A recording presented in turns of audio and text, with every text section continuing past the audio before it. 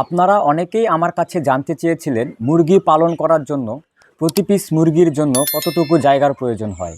সাধারণত আপনারা যারা টাইগার, ক্লাসিক অথবা কালার বাট মুরগি পালন করেন, এক্ষেত্রে আপনারা 100 স্কোয়ার ফিট জায়গাতে 120 পিস মুরগি পালন করতে পারবেন।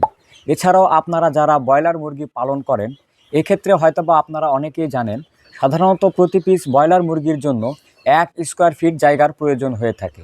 এক্ষেত্রে আপনারা যদি 100 ব্রয়লার মুরগি পালন করতে চান, তাহলে কিন্তু অবশ্যই 100 স্কোয়ার ফিট জায়গার প্রয়োজন হবে।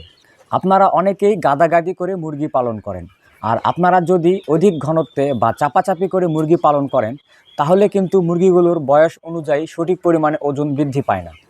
এছাড়াও মুরগিগুলোকে যদি আপনারা গাদাগাদি করে পালন করেন, তাহলে কিন্তু মুরগিগুলোর রোগবালাই লেগেই থাকে।